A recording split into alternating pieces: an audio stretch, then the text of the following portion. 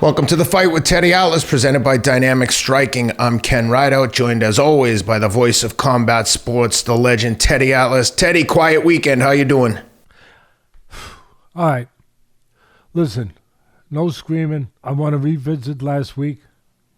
I'm sorry that we're not talking just about the fight that took place, that we have to talk about this other, I call it nonsense, but stuff that destroys people's lives and people's vocations is not nonsense. It's serious stuff, and it needs to be addressed.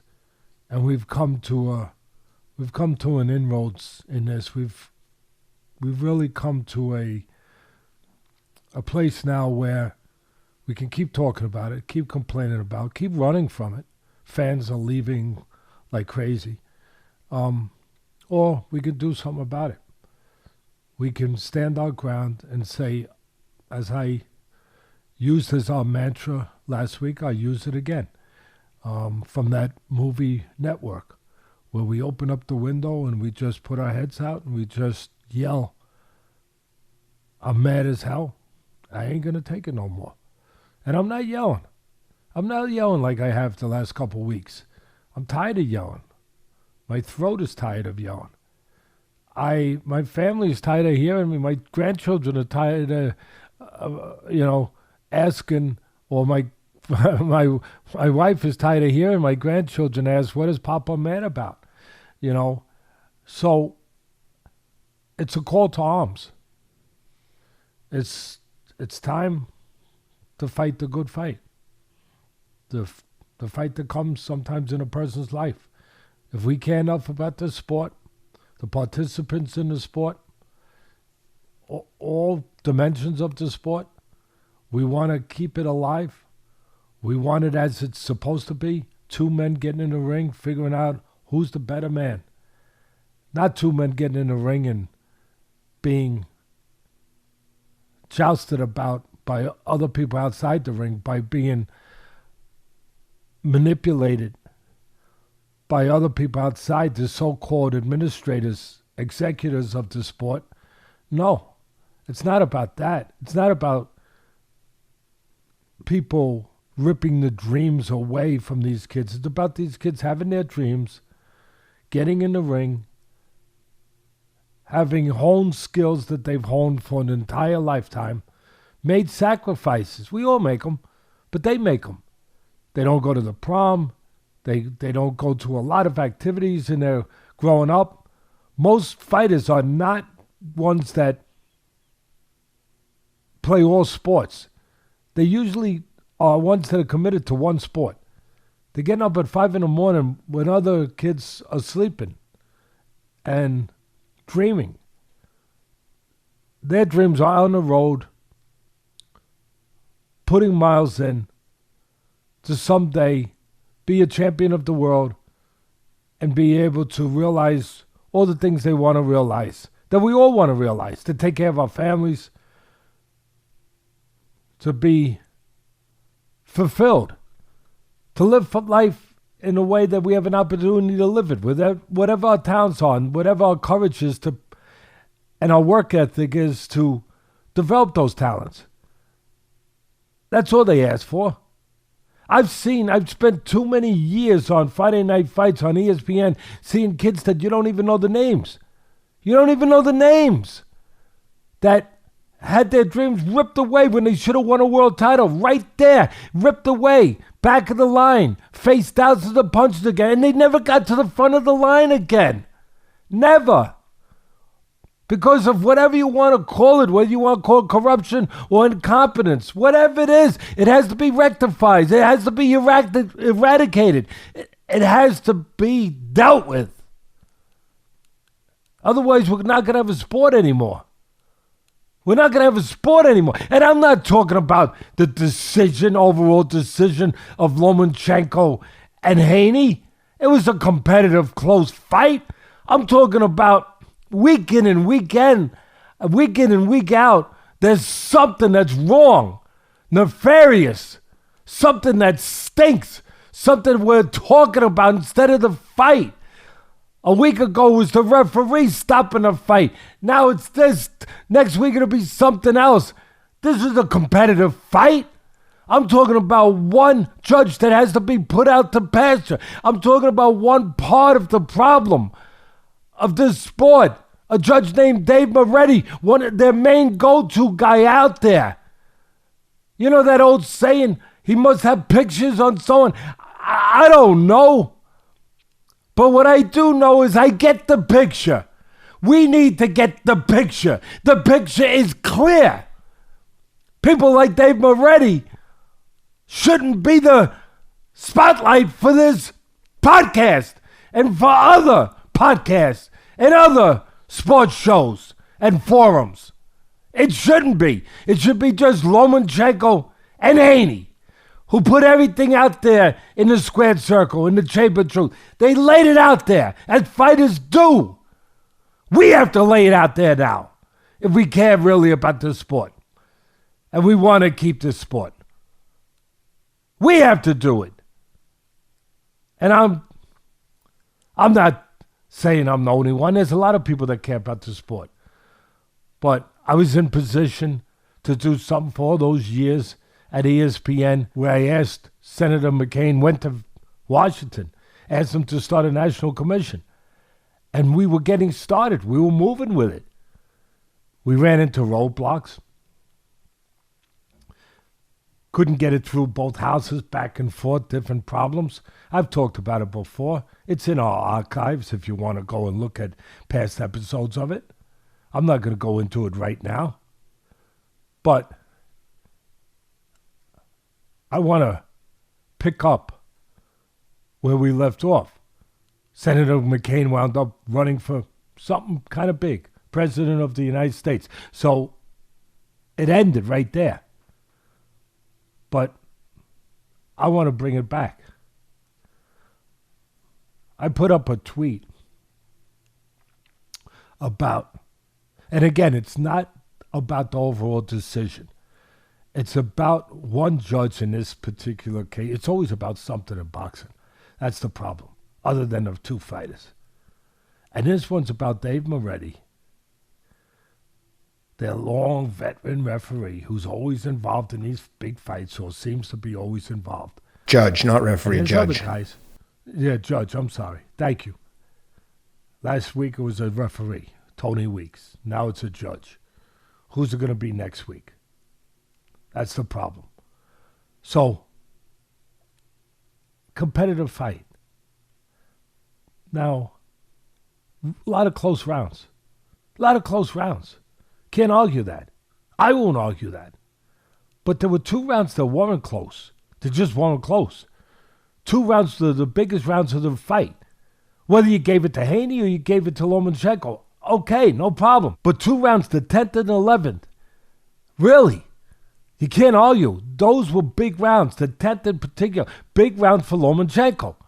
Now, Haney, you could say, won a lot of the earlier rounds, and Lomachenko, again, I don't think you could really argue, was coming on at the end, was coming on in the later rounds, let's put it that way. Not at the very end, because I give Haney credit. At the very end, he behaved like a champion. He went and won the 12th round.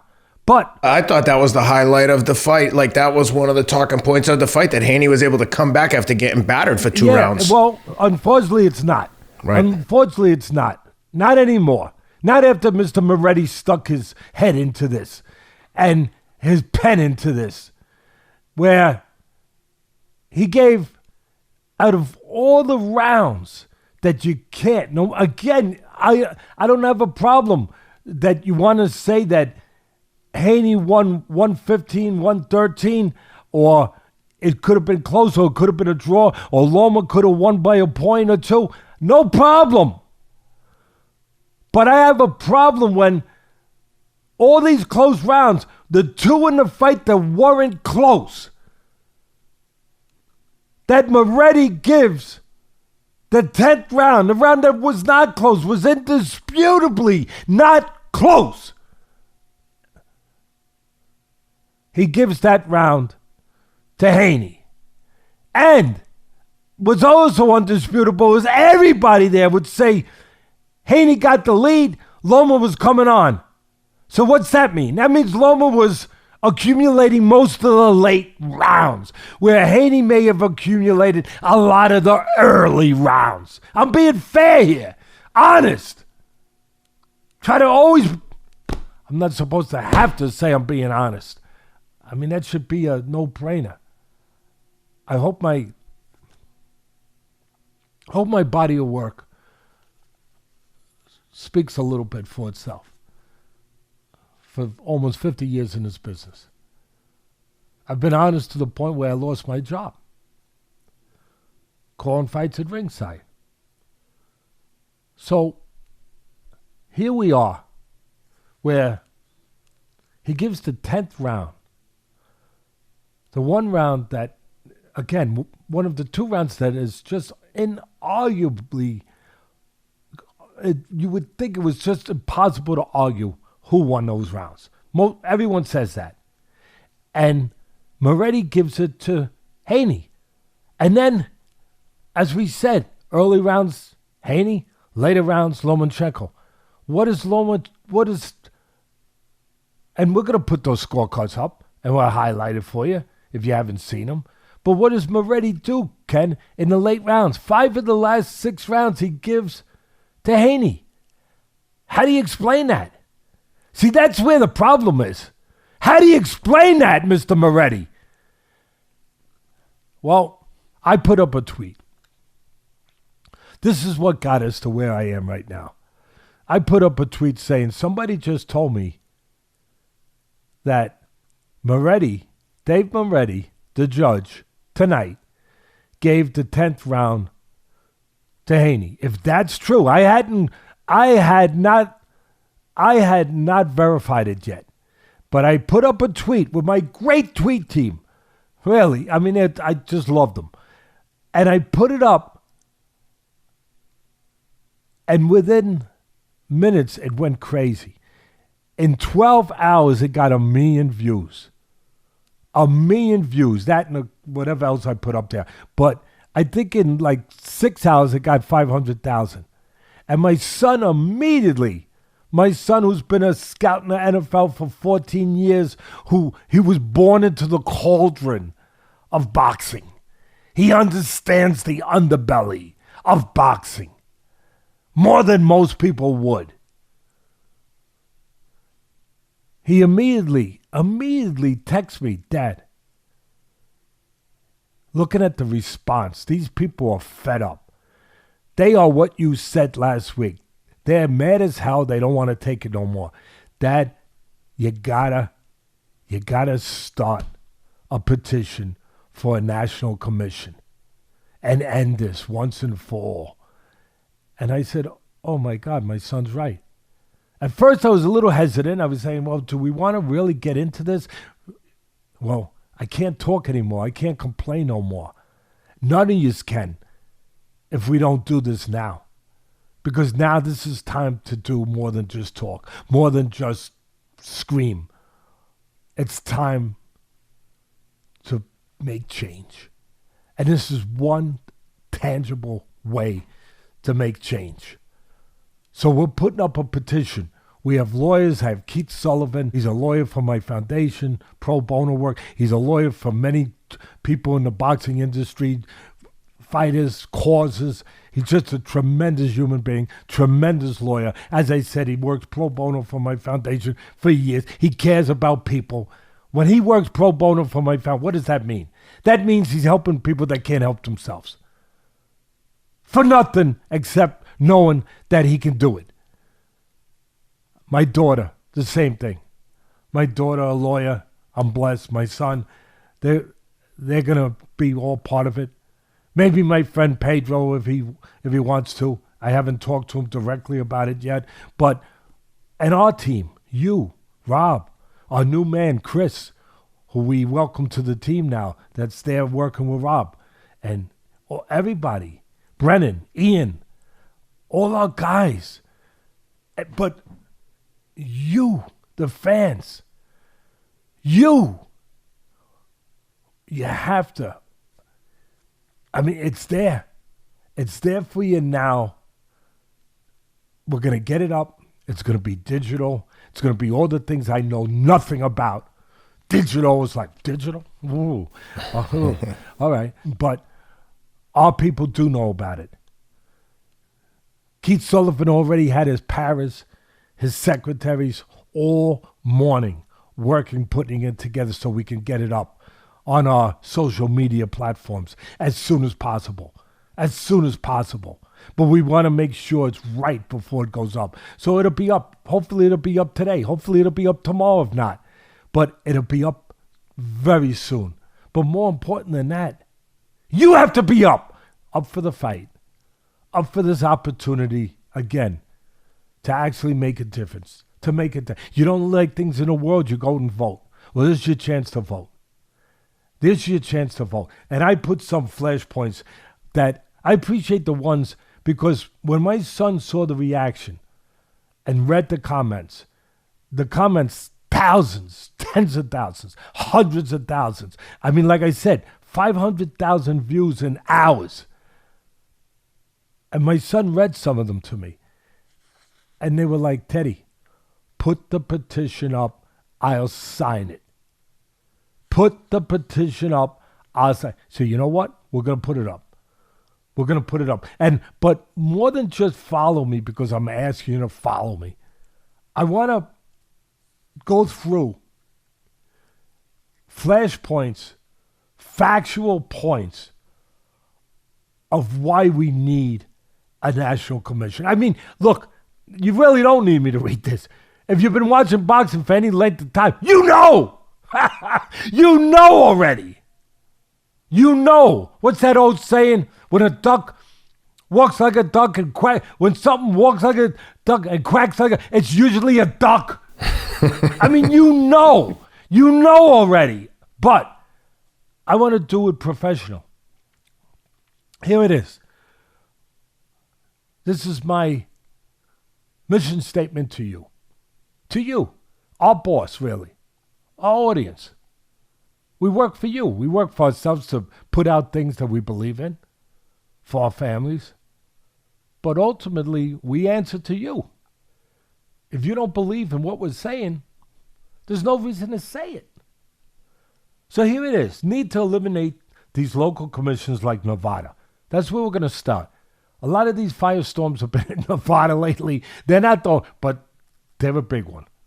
We need to eliminate these local commissions like Nevada run by these bureaucrats who are beholden to the very people making money. Now, I want you to understand this now, the essence of what we're talking about. They're beholden to the very people making money in the sport. Here's the simple facts. We're going to use Nevada as the example since this is where the latest firestorms emanated from. Okay, the commission in Nevada. Their existence is based on 100% on money they make or for promotions, boxing events. It's a business. No problem. Nevada Athletic Commission charges 8% of the gate. 6% goes to the state. 2% of that is used to sustain the local operations of the Nevada Athletic Commission. In other words, salaries, operating expenses, etc. It is so lucrative that they make a profit. Okay, good for them.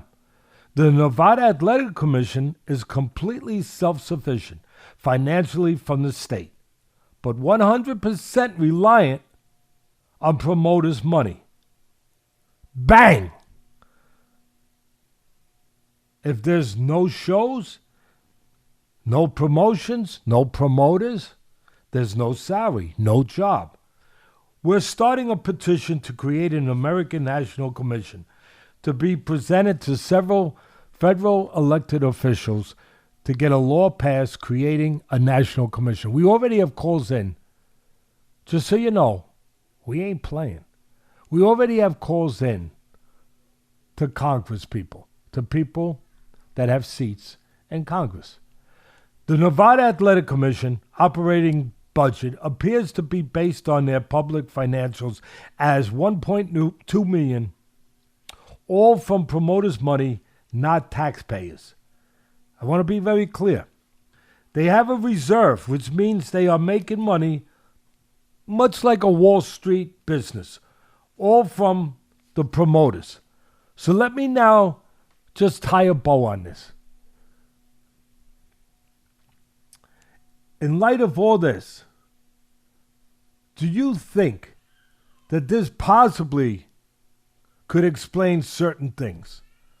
That the promoter who wants and needs a certain fighter to win and who has influence, obviously, on who are or aren't the judges and referees for that event could be at least in a position to influence the outcome of a fight. Or let me make an analogy. If, say, Mark Cuban, the owner of the Dallas Mavericks of the NBA is happening right now. I'm sorry, Ken, for your Celtics. The owner of the Dallas... The owner of the... I had to get that. I'm sorry.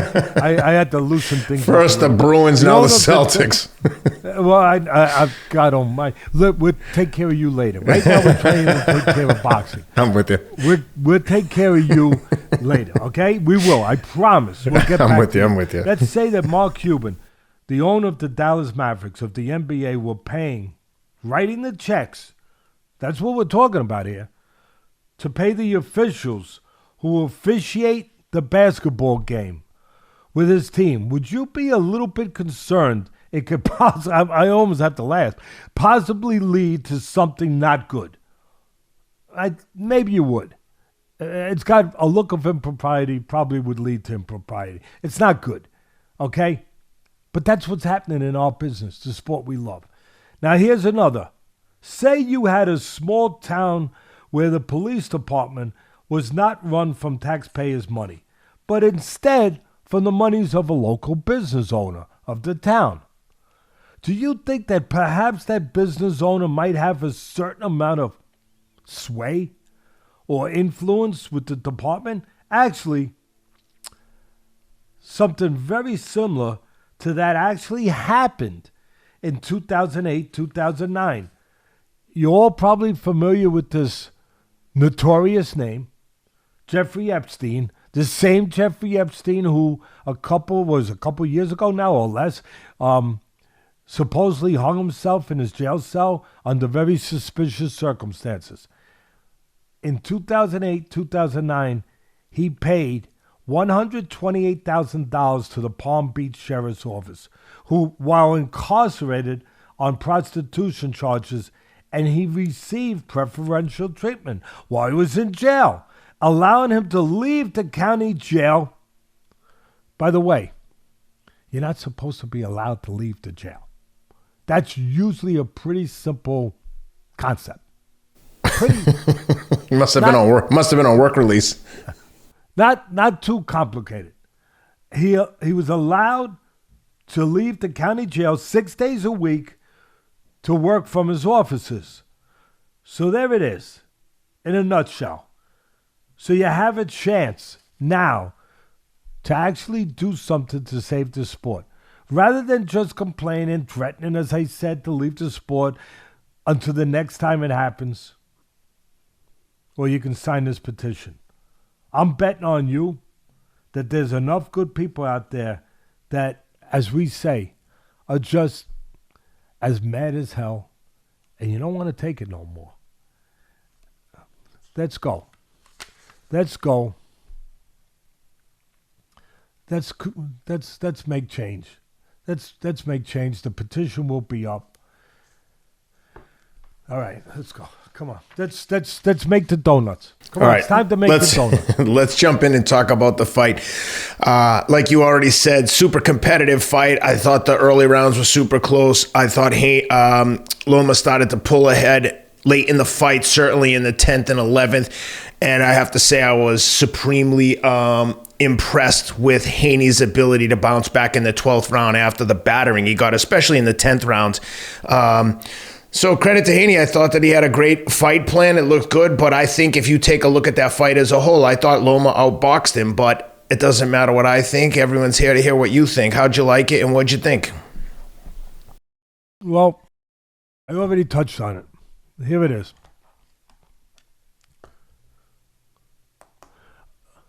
I thought that there was a marked difference in Haney, where normally he stands on the outside You know, he controls range. He puts pretty combinations together. Not the hardest punches in the world, but nice sharpshooting combinations. He uses his height and reach really well. He's a pretty boxer.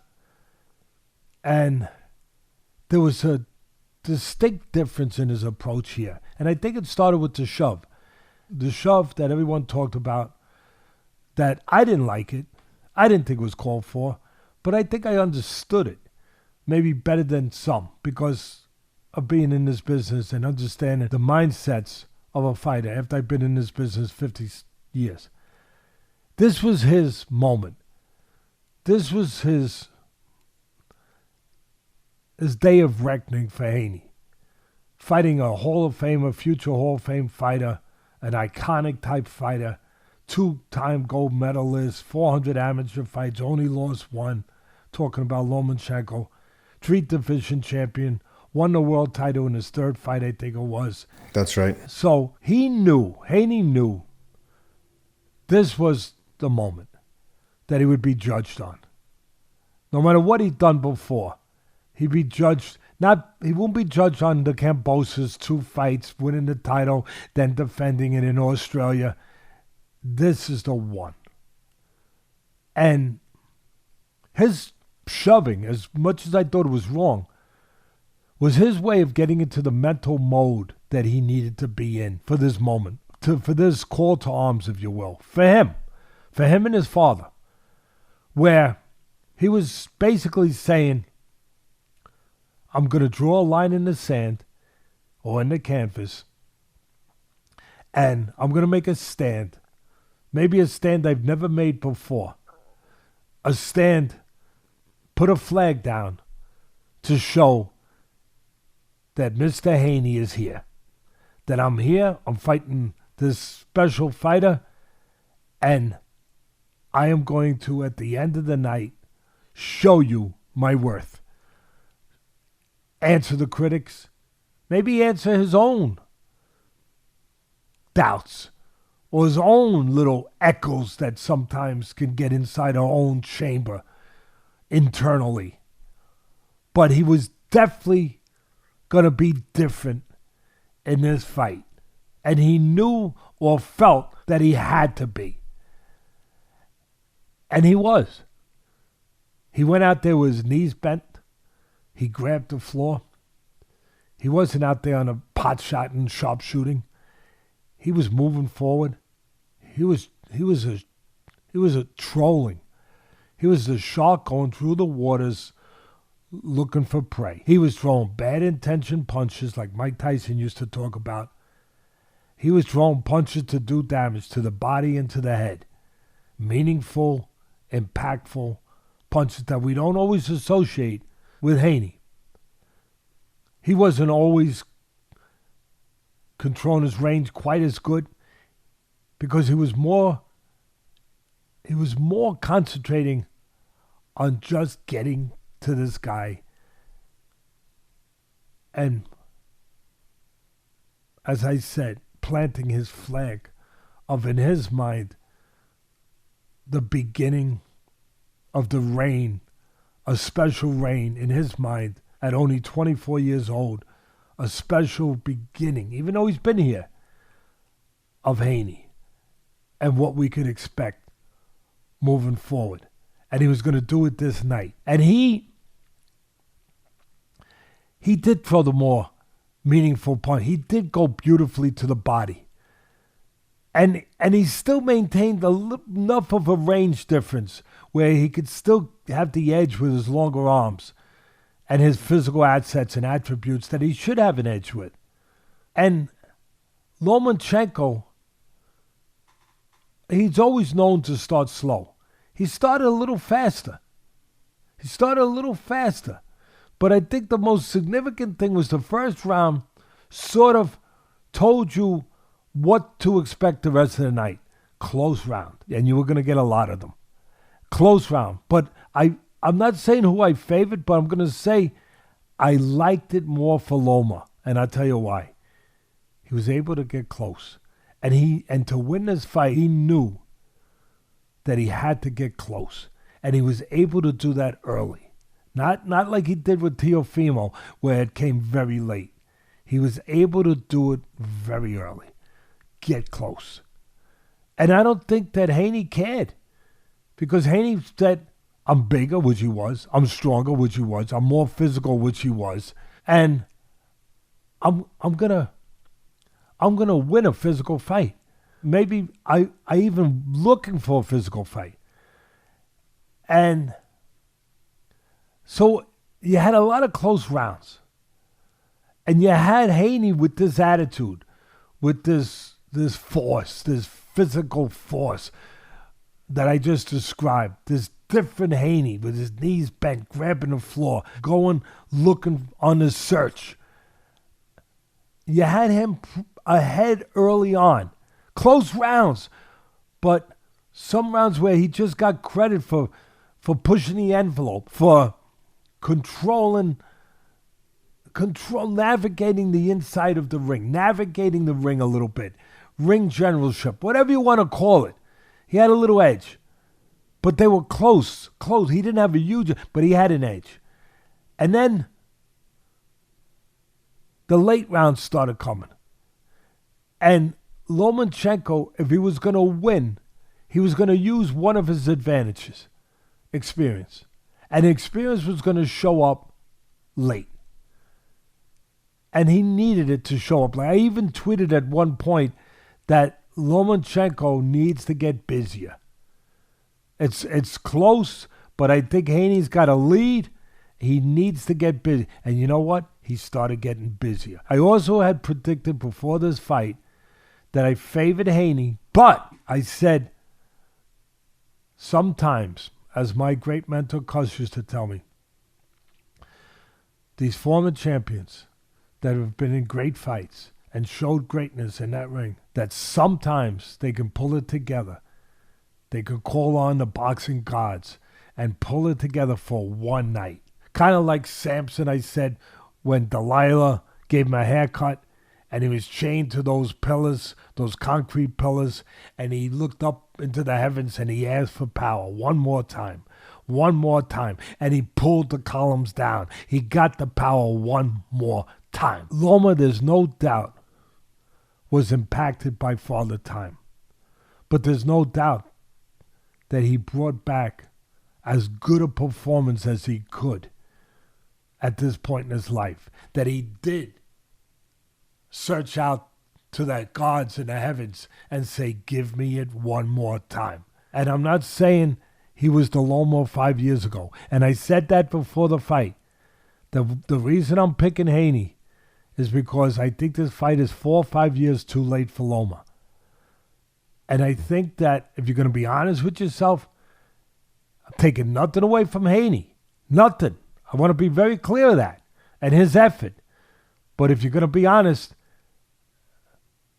Loma of 4 years ago probably would have separated himself a little more in this fight than he was able to do here. But again, you can only fight the fight when the fight is fought. And that's when the fight was fought a couple days ago. And they both put it all out there. All out there.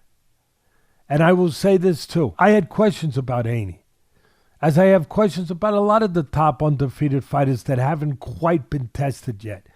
You see their talent. You see their outside talent, their abilities. You see all that. But you haven't gotten a peek yet at what's inside.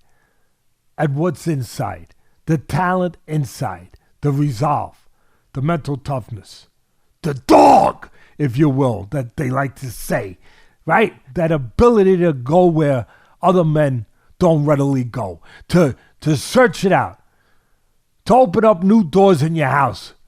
New frontiers like Captain Kirk in Star Wars. Whatever that was. Star Trek. Where you're going to new places. Places you've never been. But you're going there. And you're finding the light. When there appears to be darkness. That's what we wanted to know. Could he go there? And we got an answer. He was getting tested. He hadn't been tested in that way. Yes, he got shaken by Linares, but Linares is not that level that we're talking about with Loma. He got shaken, and he showed heart in that fight with Linares. Haney, he did. We know he's got heart. Loma got dropped by Linares, and Loma stopped him with one arm that particular night because he got surgery right after it for, I believe, his right shoulder, his right labrum. But we want our fighters, the people that before we want them tested. The same way as we wanted the great Sugar Ray Leonard tested as he was tested against Roberto Duran that first fight. To see if he's more than flash, more than neon talent, more than just something that he was lucky enough to get the right genetics and he worked hard to develop them. But that he has something beyond that. That he has character. That he has the it factor.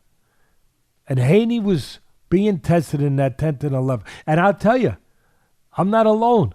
A lot of people were wondering, was he starting to crack? Would he crack? The question was a proper question. It was right there playing out. And then what happens? He comes back in the 12th round. He behaves, as I say, he behaves like a champion. We already knew he knew how to fight like one. But we didn't know, could he behave like a champion when he's asked to behave like a champion, when the moment comes to behave like a champion. And he did in the 12th round. He won the 12th round. I think there's certain key factors and X factors in this fight. One, obviously the judge Moretti. Two, the 11th round. After dominant 10th round for Loma. Coming back. And he needed to come back. I think he was behind. But he was coming back. And if the fight was close, that I thought it was, and as close as we thought the judges had it, at ringside, everywhere else, if it was, then it felt like Loma was starting to take control. Loma was starting to be the boss. That the tide was shifting a little bit. And here it is. After the 10th round, he puts another dominant round together, the 11th. Now it looks like Loma's grabbing the fight. But for me, nobody talked about this. Because we're all responsible for it. So, yeah, Moretti's responsible for what he did. But Loma's responsible. We all are for our choices, what we could have done. I'm not trying to, in any way to criticize or to make it justify what happened with that one judge. And to have it 116, 112, that's unacceptable. Like I said early, 115, 113, either way, maybe even closer, maybe a draw. But 116, 114, no. It's not acceptable. And then the 10th round, the biggest round of the fight for one guy, and it turned out to be for Loma, he gives to the other guy, not acceptable. And then to give, where Loma's coming on, to give 5 of the last 6 rounds to Haney, not acceptable. That's why we're starting to, that's what is going to prompt us to do this national commission. But, of course, it's an accumulation of everything that's been going on in this sport. But you have to take responsibility when you're in there for what you do and what you can do. I thought Loma, and again, for the Loma fans out there, I don't care, but I'm just telling you, I love him too. But I have to seek out the truth and say what I see. In the 11th round, where it looked like he could put a little bit of a clamp on the fight after that big 10th round, he let up. He let up the last 40 seconds, last minute, whatever it was. I didn't have a clock, but he let up. He let off the gas. And I thought to myself, he's going to be sorry for this maybe. And I thought he had all the momentum, and maybe he gave up the momentum a little bit. Maybe. So I was saying to myself, wow, I don't know. But maybe it's because he knows better than me.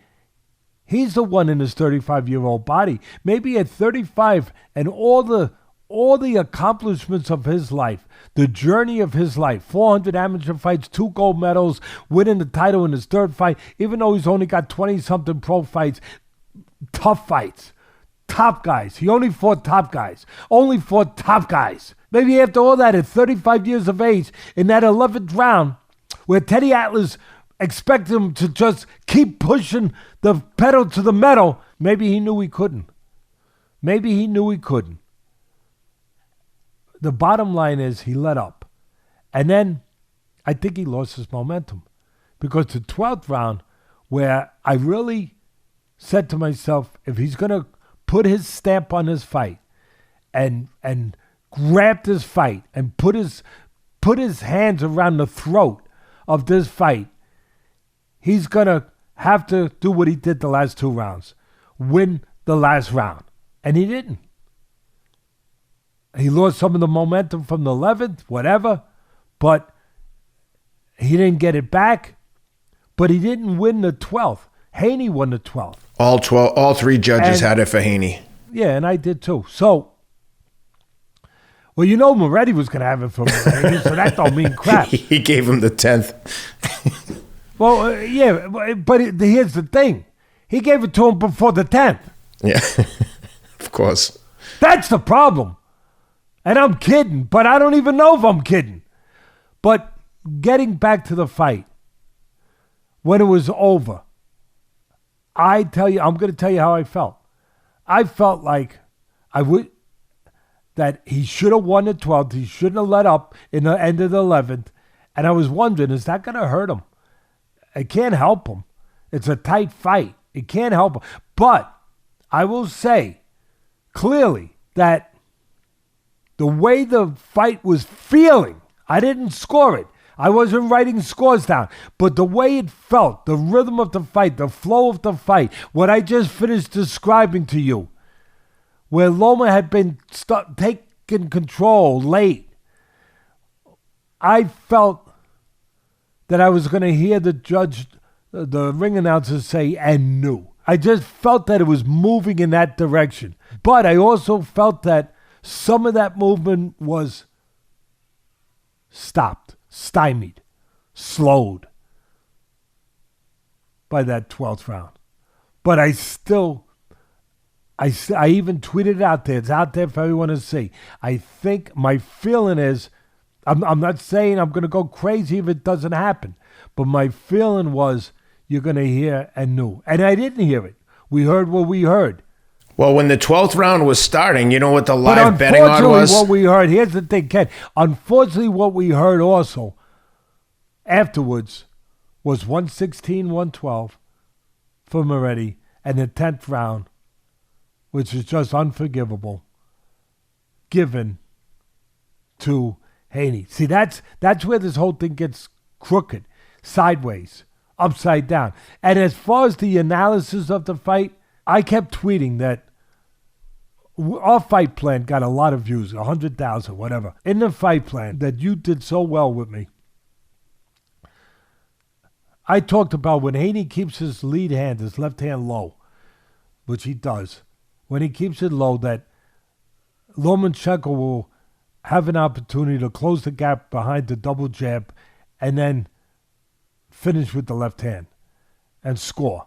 And he did all night long. He had that opportunity. He took advantage of it. I shouldn't say all night, but in a lot of times where when the left hand was low of Haney, Loma closed the gap behind the jabs and landed the left hand. And he was able to do it quick. And you know why he was able to do it? Both men had fast hands, good hand speed. Both.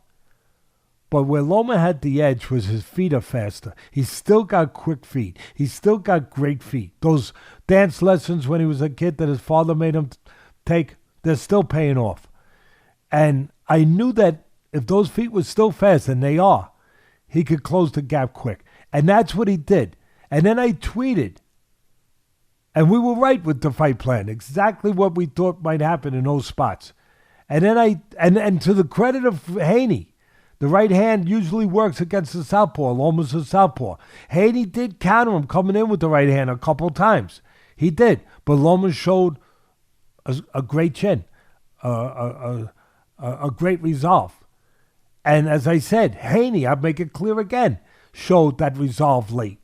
He proved himself to be worthy of being called a champion. Whether you think he got it or not, he behaved worthy of being called that word, champion. But I thought that Loma, I tweeted that when it started getting late, you got to get busier, and what he's got to do is push Haney back, because Haney has a habit of when he goes straight back, when he goes out, he goes straight back. And being that his mindset, his whole mode of fighting, his whole attitude, Haney's, was to go forward. Well, if you make him go back, it's going to screw him up a little bit. It's going to kind of be that fly in the ointment. Since normally it wouldn't be, because he's looking to fight on the outside. He'll take a step back. He'll lay traps. But when he's committed to just going forward, Ken, as Haney was, he had all his eggs in that basket. If you back him up, it could be a problem for him. Mentally, because he's not being a boss anymore, because he's obviously looking to go forward more than ever before for a reason. To dominate you, to take your heart, to take your soul. As I said, to put his imprint on this fight, to draw that line in the sand, in the canvas. And then if you go and you force him out of that by going back, then you've defeated him a little bit. You've chipped into that a little bit. And I tweeted that that's what Loma needs to do, to force him back. And when he goes straight back, take advantage of him being tall. Now there's a tall target to catch. He's in the line of fire. Go with him, catch him. And guess what? Loma started doing that. And he started catching him, forcing him back, catching him going backwards. But there was no consistency on either one offensively. Like, Haney was pushing the envelope really good early on, throughout the fight, early on. And he's pushing the envelope, and what's Loma doing? Loma is scoring with combinations. He's got the edge with the Haney had the edge with power and harder punches, more meaningful punch. Loma had the advantage with combinations. And so you got spots with his combinations. Spots, sporadic, but nice spots. Then you got spots with the power, where the pushing backwards is shown, the body punching, the more damaging punches, the side A. You got both, but you got both sporadically, not consistent. That's what made it so close. There was no consistency either side with that. There were times where Loma went on a run and then he stopped. There were times where it looked like Haney was scoring and then it stopped. At the end of the day, as I said, it just felt like it was going to go Loma's way. It just felt like it was set up to go his way. But there's people out there, if they want to be part of the belief that he got robbed, right? And he did get robbed by Moretti. There's no doubt about that. No doubt about it. No arguing. But they would say, well, they gave it the powers that be that want to continue making money because that's how they pay the bills out there. We just laid that out for you. The commission out there pays their bills by events out there in boxing. That's how they pay their bills. That's how they make their money. Right, Ken? That's how they do it. We just laid that out. So they got to keep doing it. So they got to make sure the promoter can keep running shows, that he's not out of business, and they got to make sure that the guy that makes the most money continues to win. And if they look at it from a business standpoint, Ken, you're a businessman. You look at it as a business. Who are you going to give it to? A 35-year-old guy who's already got a couple losses. He's been great, but he's already got a couple losses. He's not American. He's already got a couple losses. I'm not saying that's a knock on him. I'm just saying He doesn't speak as good or as fluently as Haney does, to be part of that promotion, part of presenting yourself in that sort of way, right? I'd argue that it's less a lack of interest in playing that role versus Haney's. No, but you know what I mean? That's not what I'm concentrating on. What I'm saying is, I think that if you looked at it as a business, and they do look at it as a business, and you had to pick one guy that you were gonna, both guys are with the same promoter. They're both with Arum. If you look, Haney came over from Hearn. He had to, because he couldn't get the title fight against Kambosos unless he did. So Hearn released him. The contract was over, whatever. Hearn did the right thing. He let him go over to Top Rank so he could get the title, make money. Maybe I think this was the last fight, by the way. I think this was his last fight. When it runs out, I don't know. But when the contract runs out, maybe he'll go back to Hearn. But on that night, Arum had both guys. And I would think that Arum probably has an extension on it. I would think. I would think that it's more than just the last fight. I don't know. We could figure that out. The reports I read said he's a free agent now, but yeah, you're right. All right. Say he's a free agent. Good. Again, the people that are in Vegas that make money from fights want the guy that can bring the most money to win. Is that pretty fair? No, that's exactly right. The young 24-year-old undefeated handsome American kid. 24-year-old handsome American kid, undefeated. Again, you have a 35-year-old. His days are numbered. I'm not saying he can't still compete at a good level. I'm not saying that. He's a special guy, Lomachenko. But his days are limited. There's no limit to where Haney can go. No limit. And there's a lot of big fights out there for Haney. A lot of big fights with other undefeated fighters. A lot of money with that. Money. And so the prospect, the future of Haney for these guys that only care about money, like in The Godfather, where Hyman Roth says to Michael, it's business. It's not personal. It's always business. And they're saying, we got a 24-year-old kid. I think he's 24. We got a 24-year-old kid, undefeated, good-looking kid, that big fights in front of him. We can make big matches. And we got a 35-year-old guy who we don't know how much time he's got left. Let me think about this for a second. Oh, I thought about it long enough. Okay, we know who has to win. End of meeting. Let's go have a drink at the bar, okay? And salute ourselves that we will continue to make money and continue to run this place. This is our place. Vegas is our place. I need that clip from that movie. I love Denzel Washington. I love his movies. I love him. Man on Fire, one of my favorites of all time. But how about Training Day? Oh, that's I know the best. It's a crazy scene. That's the best I know one. It's a crazy, but get it, Rob. Get it for me, Chris. Our new man, Chris. We got to get that up. All right, I'm testing you already, Chris. We test people here. We test people. I want to get it up where he's in there. He's in the hood there, and with the other cop, the other actor, the other cop who he's trying to corrupt, and he has been corrupting. Ethan Hawke, of course.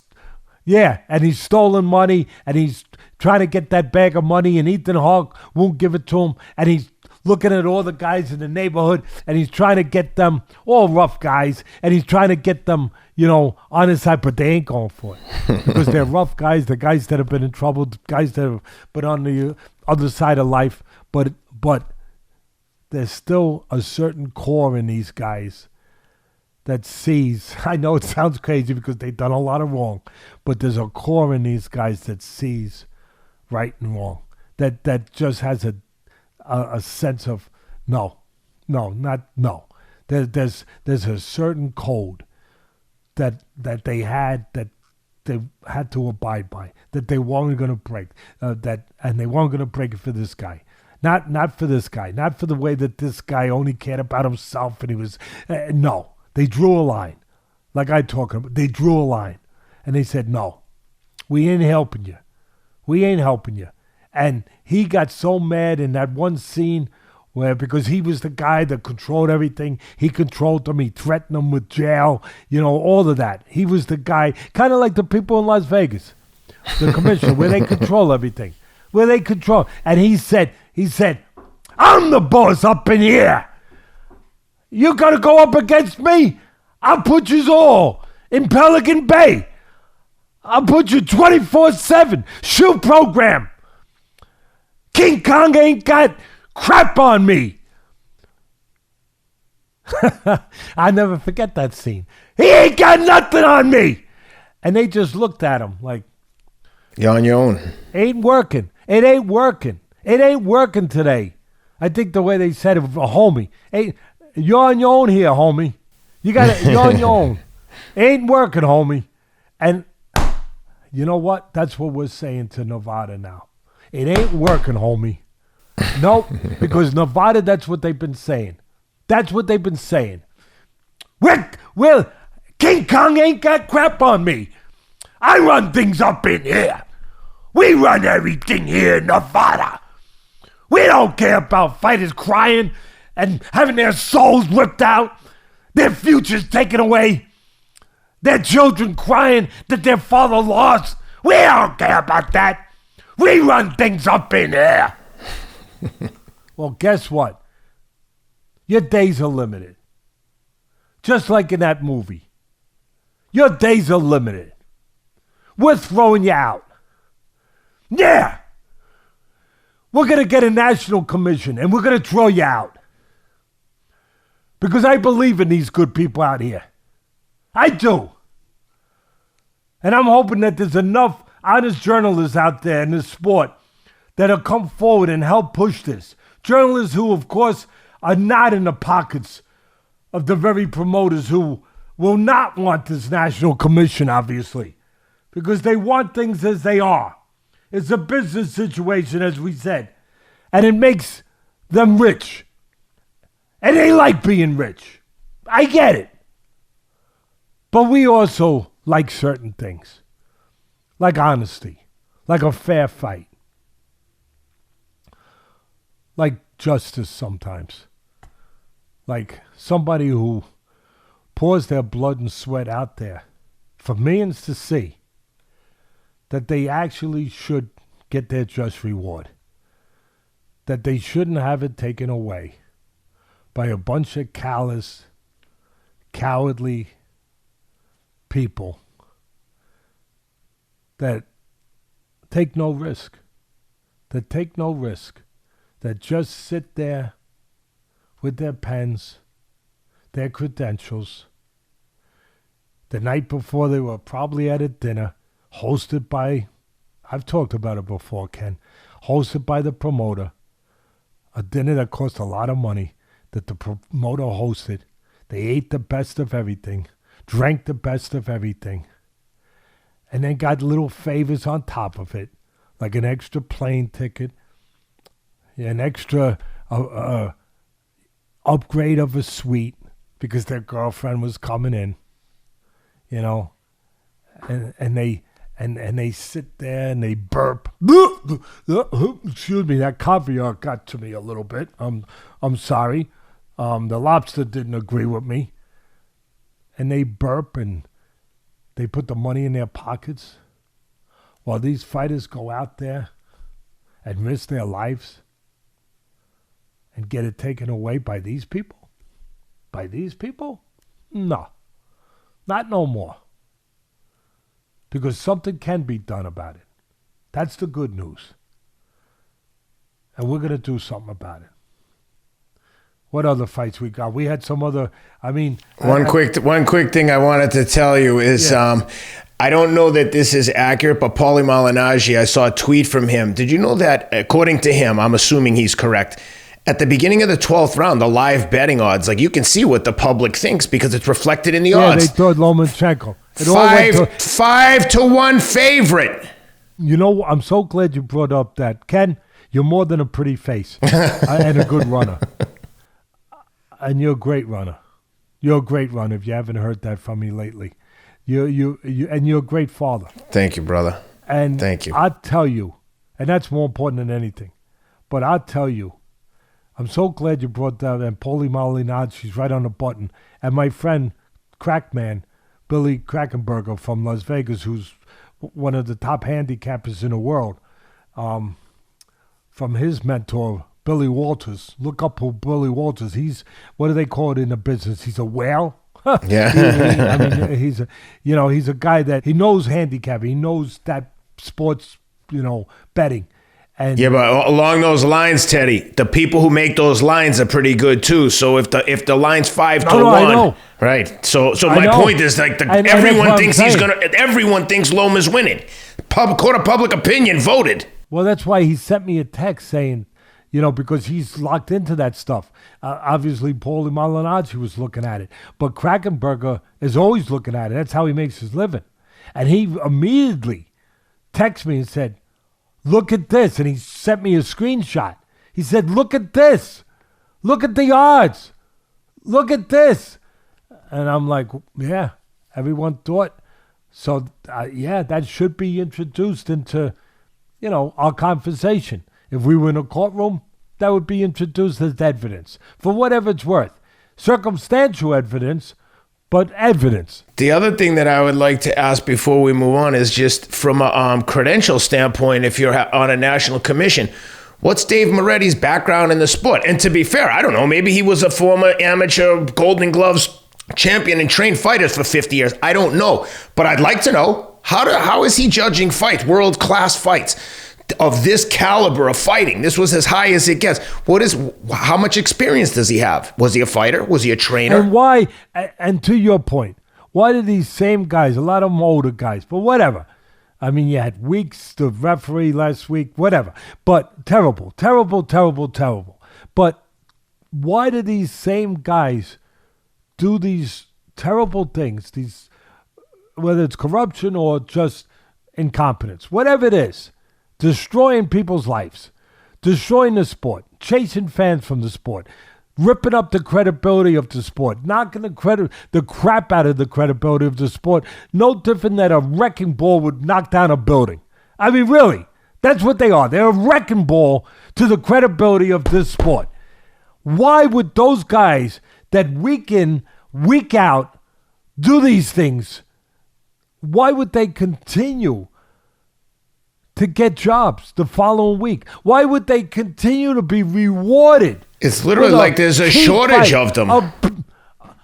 Exactly, Ken. Rewarded with a big show the following. No accountability, none at all. Matter of fact, the opposite. They get rewarded with another big fight. When we get this national commission, I'm not going to go into it anymore, but I'll touch this real quick. When we get it, and we get this together, and get the right people in there to run it. People that are not attached to the promoters, that are not beholden to the promoters, to anybody in boxing. We're going to have part of it where referees, officials, judges, that they have to go to classes. They have to be educated. They have to be taught what the criterion is and what is expected from them. In other words, they have to be developed the same way as, you'd have to pass a driving test to get on the freaking road. So how about if they have to submit a report after the fight justifying their score? That's a simple request. My friend is director of player personnel for New Jersey. When he watches a game, he doesn't just get to go and say, this guy looks good, this guy stinks. He has to write a detailed report of what he's seen, so there's some accountability other than him just going like, it looked good to me. What do you mean looked good to you? Why? And more than that, a phone call before they leave the arena from the head, from the national czar, or somebody representing the national, say, we will expect you to be in our office Monday morning, 8 o'clock sharp.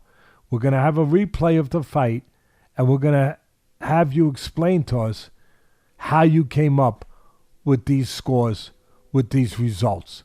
And we're going to have a panel of people sitting in there, an oversight panel of people sitting in there listening to your explanation of how you got to this result. And again, we're going to have teaching, development classes, schools, if you will, to properly teach, develop, train these officials.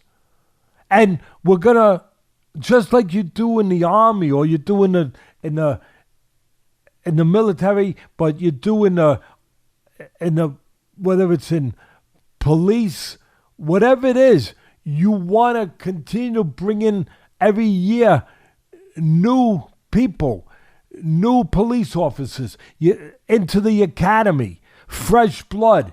You want to always be able to just bring more people. Don't just recycle the same ones, like musical chairs, the same ones.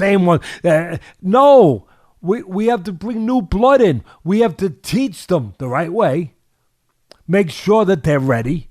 Again, you don't give someone a driver's license so they can go out and kill somebody. You make sure that they can pass the freaking driving test. Well, guess what? These judges are, I know not literally, but they're killing people. They're killing their careers. They're killing their dreams. We got to stop that. And it's not that complicated. We do it in other realms, in other places. We could do it here, the same formulas. Bring in new, teach new, develop new, have an oversight, hold them accountable. As you just said, call them in. Explain what you just did, because we'd like to understand how you did this. Yep. Well, listen, we got some other fights to talk about. We could talk about this all day, but before we jump across the pond, let's give a quick shout out to today's sponsor, Athletic Greens. Athletic Greens, they've been with us from the beginning. 75 whole food sourced ingredients, the green all-in-one drink. Mix 1 scoop in the morning with water. It's all you need for your body's health and immunity system, especially when you're traveling, which is why Athletic Greens is giving 10 free travel packs with each new subscription to Athletic Greens. Go to athleticgreens.com/Atlas, ATLAS, athleticgreens.com/Atlas to take advantage of the 10 free travel packs with your first order. Teddy, good card across the pond. Real good card. And I got to give Eddie Hearn credit here. I think on a whole, you're always going to get a smattering of bad decisions, but recently he puts his people in there, his champions in with tough opponents. Anthony Joshua's lost a couple decisions, but we had Katie Taylor lost a decision to Chantelle Cameron in the main event. He had Gary Cully in there on the co-main, which is what I want to talk about first. Gary Cully in with Jose Felix, tough Mexican kid. We saw what happened when they brought over, Lara to take on Lee Wood, and he stopped him. Well, they brought over Jose Felix for Gary Cully, 16-0, and Felix put it on him in the third round. My God, the corner had to throw in the towel. Cully had his man, Conor McGregor, there, ranting and raving ringside, but Felix was too much and just caught him with lefts and rights and just battered him from pillar to post over the second half of towards the end of the second, and then all through the third, just smashed him. How'd you like that one? I give, you're happy to see a veteran, like the kid you just said. What's his name again? Jose Felix. Yeah. You like to see a guy like Felix. Went into the fight 39-6.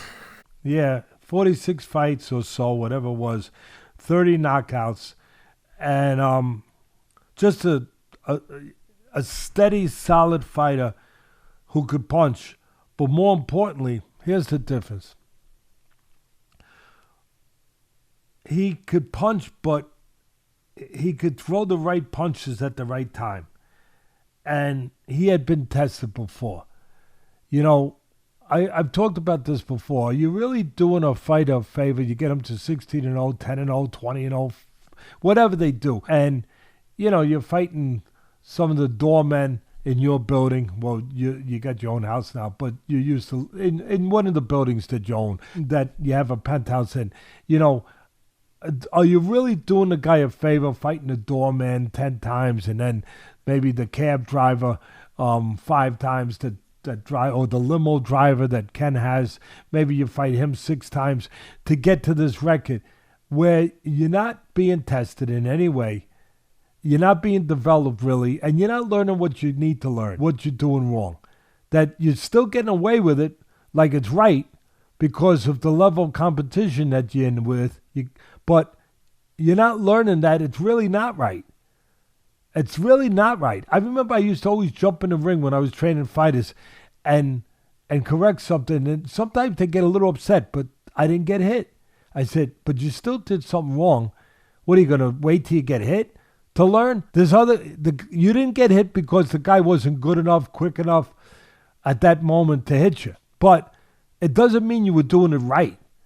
And that's the thing. These guys get built up in these records with these promoters, and they get to these undefeated glossy records so they can make money, get on TV, whatever, and get to a title fight, whatever. But they don't learn what they need to learn along the way. They're thinking they're doing everything right because they're winning. And it's a rude awakening when they finally get in there with a better level, somebody who is going to make them pay a price for something that they've been doing wrong all along, but they've been getting away with it. And that's what you saw. And I used to always say, remember that Fram oil filter commercial with the guy used to say, this thing costs $5. You could pay for it now, pay me, buy it now, pay for it now, or pay $10,000 or whatever it was, $5,000 for a new engine later. So either way, you pay me now or you pay me later.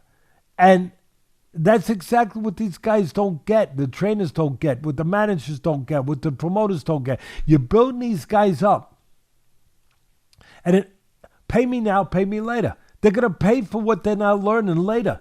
If you give them a tougher fight once in a while, I know you're risking now that you won't get to that place that you want to get to, undefeated, cash in, whatever. And you want that undefeated record because the networks like it, all that stuff. But isn't it more important to give the fighter what he really needs to develop, to be ready, to know he's ready? Because these guys don't know they're ready. They don't know until they find out they're not ready. Because they haven't been in with the kind of fight to tell them that. See the difference in this guy and Felix? Felix knew he was ready. He knew he could handle himself. He'd been tested. He'd been in the fire before. He knew he had answers to questions. And the Irish kid, what was the Irish kid's name? Gary Cully. Cully, he didn't have answers to those questions. He only had questions. And you need answers before you get in there. And that was the big difference. You had a solid guy that had 6 losses, whatever he had, in Felix, who knew he could depend on himself, who knew that he could go into the deeper waters. Cully didn't know that yet. And who was a veteran, nothing flashy, but he knew when to punch. And he did a beautiful job of timing Cully, not just landed because he landed. That's a good point of knowing when to punch, because the kid Cully was probably faster and flashier, but Felix was like you just said, the veteran. He threw those punches. They were timed perfectly. Listen, that's why he landed. One time it was a right hand, another time it was a left hook. And he timed them perfectly. And he also got a little help from his friend. You know that song, I Want a Little Help from My Friend? Yeah. Well, he got a little help from Cully. He wasn't supposed to be his friend, but he gave him some help because, I hate to say this, but I'm going to say there's not enough teachers out there. There really aren't, that teach these kids how to use their physical assets the right way. Here's a longer, taller guy, and he don't know how to fight tall. He's giving up his height. He's falling in. He's jumping in. He's throwing punches from But Teddy, to your point, he never had to figure out how to fight tall because he'd probably been in there with layups. And now he's in there with someone who understands how to take advantage of that. But that's part of it.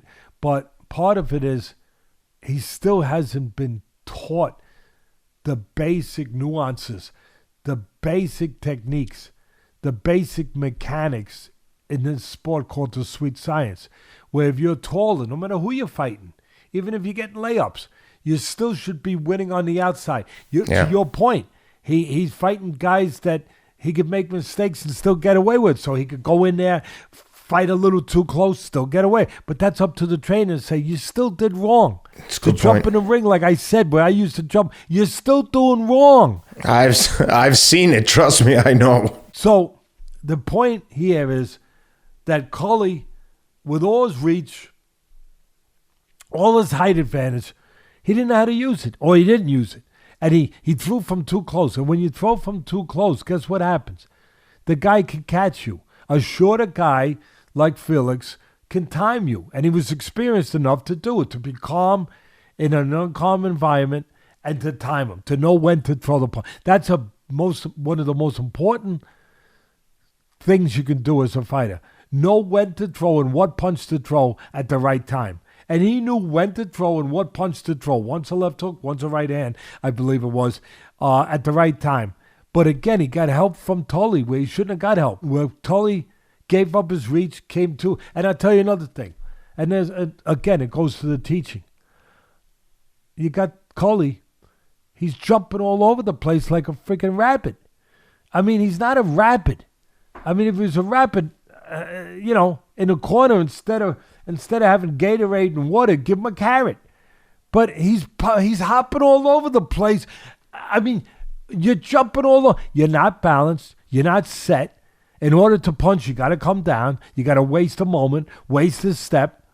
You're not in complete control of your body, of your movements. You're not in proper position. I'll say it again. You're not in proper position and balanced when you're jumping all over the place. And he's jumping all over one-dimensionally, in and out, all over the place. And when you're jumping around like that, you're not stable enough physically to know whether you're too close or too far, because you're not in control of it. You're 1 minute you might be 4 inches closer than you wanted to be because you're up on your toes and you went in a little farther because you didn't have control over the legs, over the movement. Because by jumping like that, instead of grabbing the floor, having to wait forward on the balls, I'm not saying be flat-footed, stand in front of the guy, but have to wait forward on the balls of your feet, quickly move out, quickly move to the side, like Lomachenko. Quickly move to wherever you want to go to get out of harm's way. But when you're just bouncing like a jackrabbit all over the place, you're out of control. And sometimes you're going to get closer and not even realize you're getting closer. It's kind of like driving a car where, you're driving a car sometimes, Ken, on the highway, and you look at the, you look at the speedometer once in a while, and you say, oh my God, I'm going 90 miles an hour.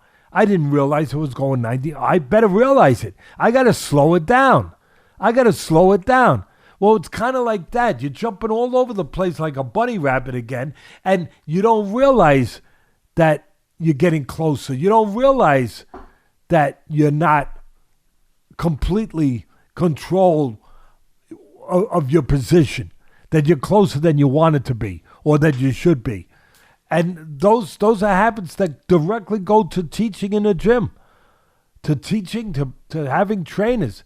There's not a lot of trainers. I'm not looking to knock the guy. I don't even know who trains him. But I'm just saying there's not a lot of teachers or trainers out there. There's really not. Yeah. And he paid a price. Anyway, he paid a price for his lack of technique, his lack of knowing how to use his physical assets, of fighting at a distance where he should have, and also of never being really in a fight that really could have made him understand some of these things, and to have answers to some of the questions that he needed answers to. Yep. That he could rely on himself in these kind of areas or dimensions. Yeah. Anyway. Let's talk about the main event. Katie Taylor moving up one weight class to take on Chantelle Cameron, undefeated British fighter.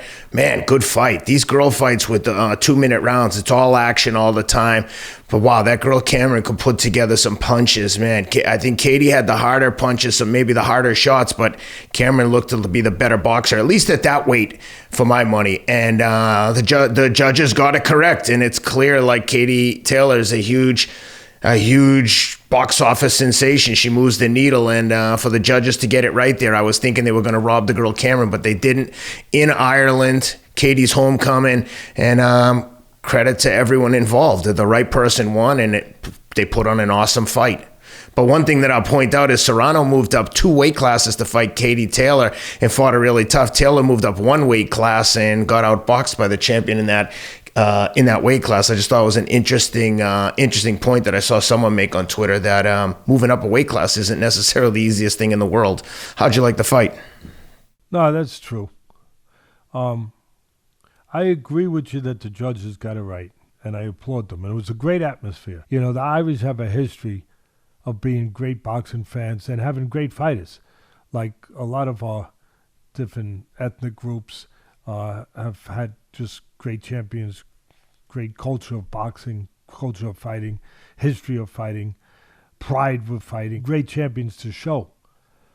Irish have had their share of back in the 30s, 20s, 30s, 40s. You know, you had all different ethnic groups vying for the top spot, coming to this country and using boxing as their way out, their way to be able to lift their families, succeed, prosper, and make their people proud, you know, in many ways. And I remember reading all the stories about Joe Louis. I love Joe Louis. I think he's the top heavyweight. I know a lot of people think Ali, and I love Ali, but I really love Joe Louis as the top guy for a lot of reasons. And here's a guy where back in the day when the country had not changed, it has, the country is good now. The country, we fixed those problems. We have. But back in those days, we hadn't. I mean, it's just a fact. And a black man, a black person wasn't treated properly, wasn't treated fairly a lot of times. And here's Joe Louis. It was the biggest sport in the world, biggest sport in the country, bigger than baseball, boxing was. And he had the most prestigious title in sports in the country, the heavyweight championship of the world.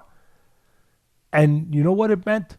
It meant that he was going to do good. He was going to make money. It meant that he was recognized as the baddest man on the planet, so to speak, as we coined that phrase later on in time. But more importantly, it meant that he brought pride to his people, that he brought hope to his people, that he brought belief to his people that things will change. If I used to read the stories where fathers in black households, when things were tough, they used to say, "Hey, don't get down, don't give up, don't make an excuse. If Joe Louis can do it, you can do it." Wow, that's more powerful than any left hook or any right hand, that you can lift people that way. And Joe Louis did it, and other ethnic groups did the same thing when they were the top fighters of their Benny Leonard, when the Jews were having a hard time, and it was, were being, I mean, my God, what they went through too, and what they were going through, obviously in World War II, and with Hitler looking to exterminate their race. And Benny Leonard was the lightweight champ, a great lightweight champ, one of the greatest of all time, could probably fit in with any era, and that's rare. And I always say, that's why I love Sugar Ray Leonard, fit in with any era. That's how good he was. And Benny Leonard was that good. And he brought hope to the Jewish households, that there was anti-Semitism, there was hatred, there was, prejudice, all the same things that the black families were dealing with. And the fathers, the heads of the families at a Jewish table for dinner would say, hey, we have Benny Leonard. You know, as bad as it might have been for the day, we got Benny Leonard. He's lightweight champ of the world. So it was always important. That's one thing that's so great at boxing. It lifts people. And every ethnic group has had their turn to have the great fighters and to lift people and to give them hope. And like I said, Irish boxing kind of disappeared a little bit from the map. And it has its great history, like the other ones I just pointed out. We had all these great fighters, Irish champions, so many of them.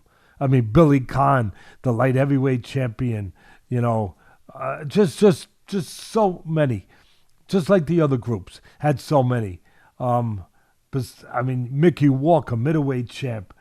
Harry Greb, the Pittsburgh Windmill. My goodness, he'd throw $1 million punch. If you had punch stats back then, the punch stat guys would have arthritis in their fingers. They'd be crippled. They wouldn't have fingers anymore. They have carpal tunnel.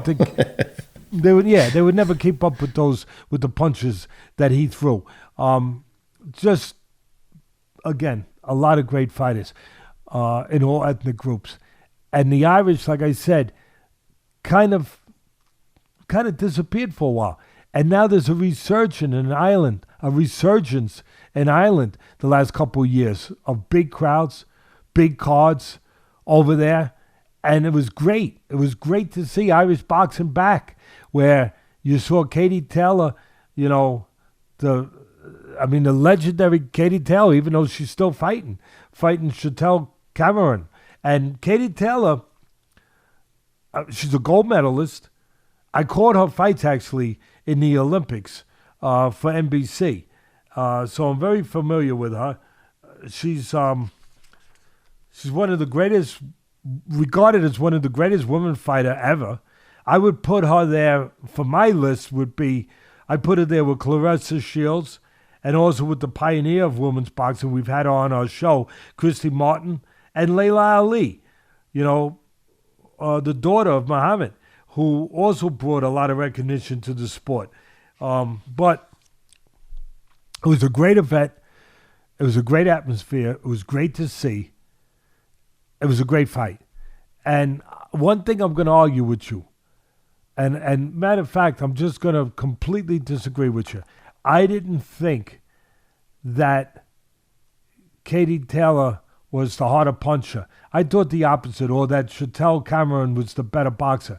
I thought that the opposite. I thought Katie Taylor was the one that was the better boxer, or tried to be the better boxer to win, and Chantelle Cameron was just a stronger, much stronger, relentless force.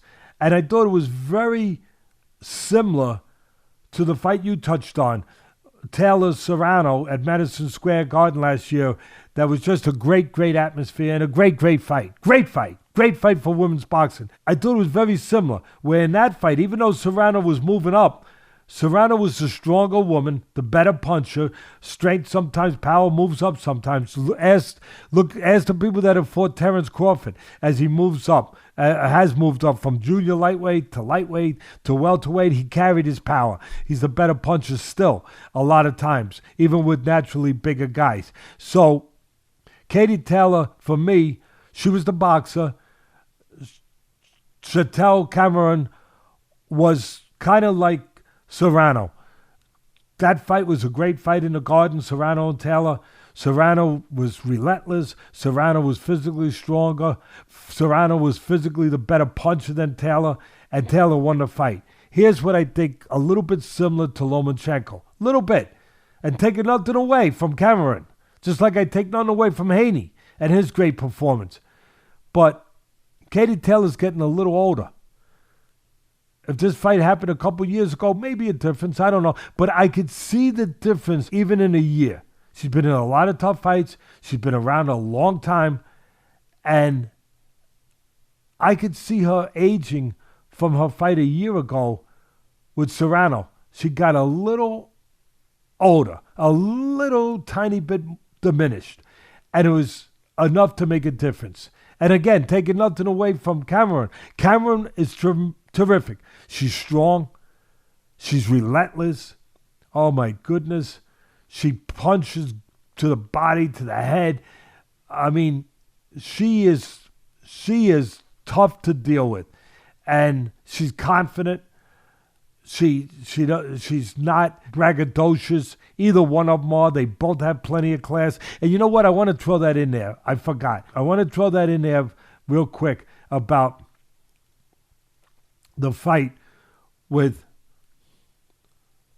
Lomachenko and Haney. With all the bad blood, with the push, the shove the night before, with the weigh-in, which was not good stuff. But with all of that, I thought that Haney and his father, and I thought his father did a good job, prepared him right, gave him the right advice to go to the body. There's no better way to take advantage of being the bigger guy, and Haney was the bigger guy. There's no better way to illustrate that advantage than to go to the body of the smaller man. No better way. And so I thought it was smart on his father to have him throwing those right uppercuts and, going to the body the way they did on the smaller Loma. And I thought that both him and his father, Haney and his father, they showed class afterwards. They were professional, and they showed proper professionalism and class afterwards. And of course, so did Loma. And his father's different. His father's nonverbal. His father, first of all, he don't speak English really much. And second of all, he's more of a stoic type guy that just, his thing is not to be talking at press conferences. So he's that way. But I thought the two of them handled themselves the way you want fighters to handle themselves afterwards. And I thought the same thing about Katie Taylor and Cameron. First they did it in the ring, then they did it outside the ring. They behaved like champions. And again, I thought that Katie Taylor was looking at a boxer. She had a little bit of speed edge. She was able to put punches together better. But Cameron, a little bit like Haney, was pressing a fight, was throwing the harder, more meaningful punches. She was landing the uppercut, hard uppercut, and other punches when she needed to. Taylor's a legend for a reason, a living legend for a reason. She's great. And she was still great. But again, I think she's been a little diminished by time. I mean, you can only do it at that level for so long. And I know she stepped up in a weight class. That plays into it a little bit. But Father Time has to play into it a little bit too. And Cameron was like I always talk about. She was like the ocean. She was like the ocean coming to the shore. You were not stopping her. You were not stopping her from coming to the shore. She was unstoppable. And Katie did everything. She boxed, she moved, but she was getting worn down a little bit by moving and boxing with this relentless pressure. Pressure breaks pipes. Pressure breaks people. And it started to wear her. It doesn't break Katie Taylor. She's a champion in every sense of the word. But it started to wear her down a little bit, and at this age in her life, a little bit. She did a great job of putting punches together, trying to mix in some countering, getting off first, using the ring. But Chantelle had a great fight plan. She was greatly prepared, and she executed all night long. And I thought that she won. I thought it was a just decision, a close fight, a competitive fight, but definitely a fight where you knew who won. And I thought, to the credit of Hearn, one thing about him, he always says he doesn't get up there if he's got a particular fight and say, oh, no, they got robbed if they didn't get robbed. He'll say, I think Chantelle earned the win. I think it was close. I think Katie Taylor will fight her in the rematch, and we'll see what happens. But I think Cameron did herself proud. He says what you would hope that he would say, where a promoter doesn't always do that. And so, by the way, did anyone hear that tape that's circulating? I can't help it, I'm sorry. That's circulating around. My friend Pedro sent it to me. It's circulating around that they got Bob Arum after going to the press conference, sitting there with Lomachenko after the fight, where he thought he was whispering, but he didn't realize it got picked up on audio, where he said, "You won that fight. I thought you won that fight. And, so my friend Pedro, my very close friend, and I told you he's a great lawyer, but more importantly, he's my friend because of the person he is, and he's a great fan of this, he's just a great fan of this show. As also as a guy, I want to say, one of the kids that my son grew up with, Mark, he works with a guy named Wesley, and he told me today, he sent me a text that he was looking forward to see the breakdown this week of the fight. He thought Loma won, and so he might be disappointed in the way I broke it down. I hope not. But Mark Darrell, a good friend, like I said, a childhood friend of my son Teddy, he sent me a text saying that guy that he works with, Wesley, loves the show. So I figured, hey, Wesley, thank you for the love in the show. But getting back to what Pedro sent me, he sent me this clip. It's going all over the place, where Lomachenko comes into the press conference and he says hello to Aram, who's sitting down, and Aram, very lowly, but again, he didn't expect it to get picked up, says, I thought you won that fight, or you won that fight. And so Pedro said, what do you think of this? He sent it to me. And you know what I said, Ken? You're not going to be shocked. You're probably going to laugh.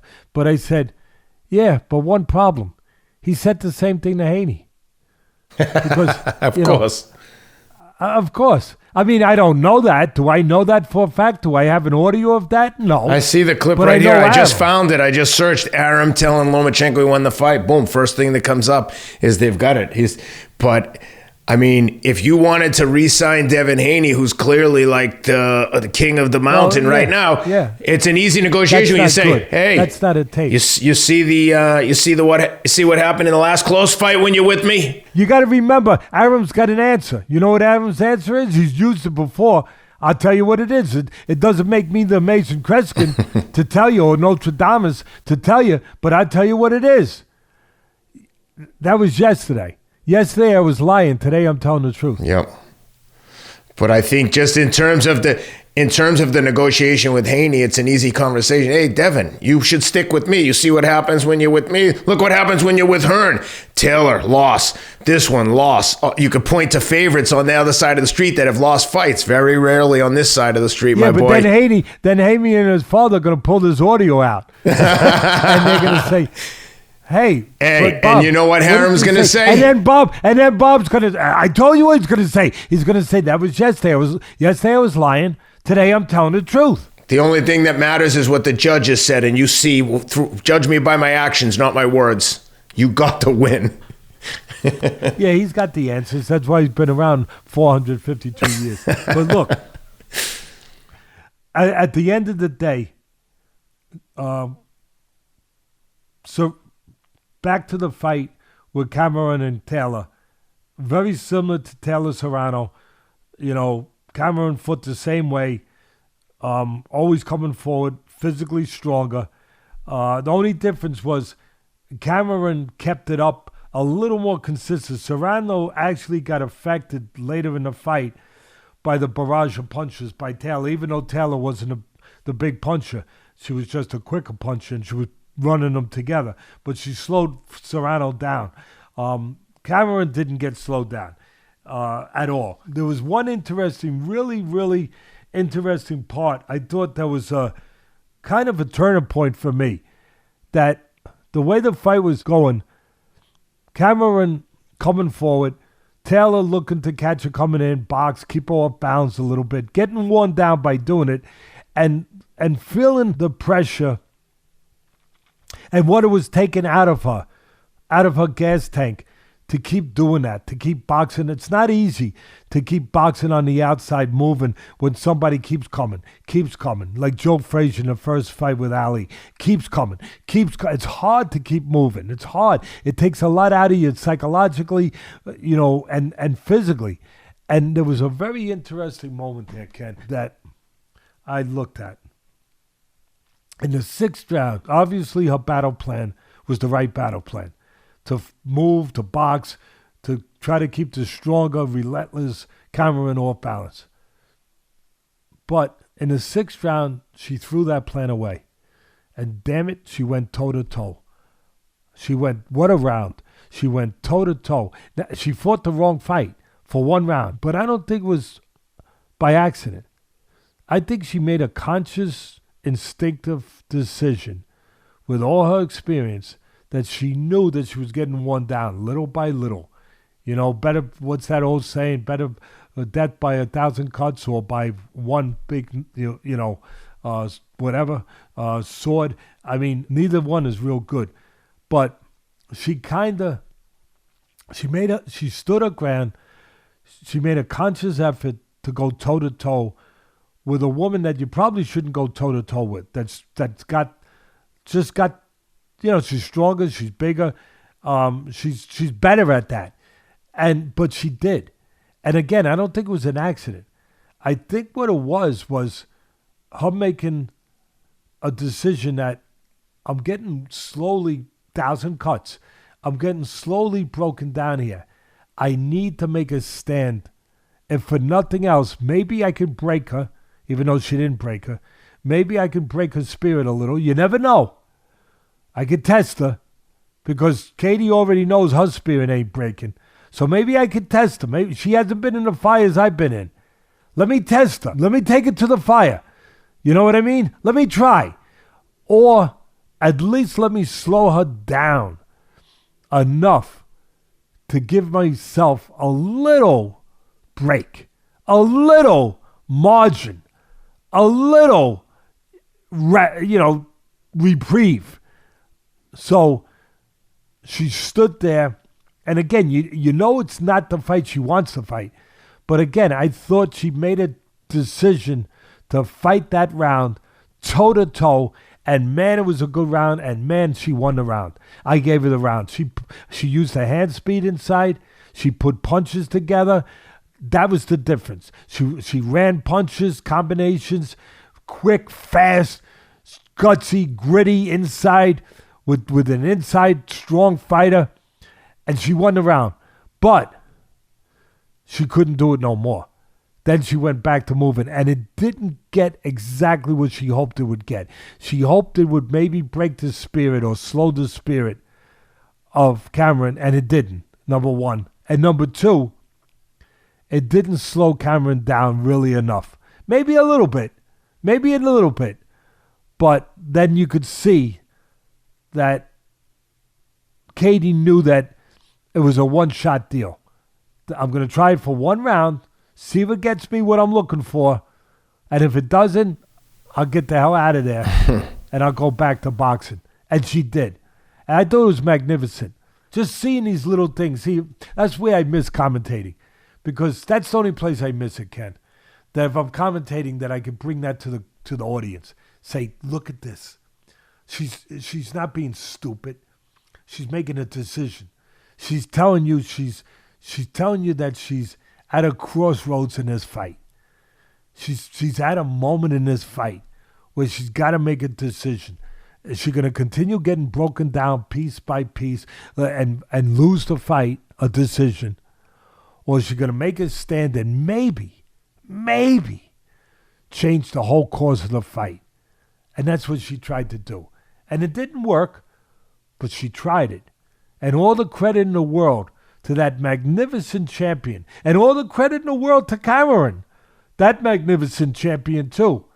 Because they taught it. I always talk about them, because it's mostly men fights we talk about. The men's, whether it's the UFC champions, we've had so many of them on our air, or whether it's the boxing champ, we've had so many of them on our air. But I talk about how they teach us. They teach us how to behave, how we would hope we could behave when our moment of truth comes, in whatever it is. And both those women taught us the same thing.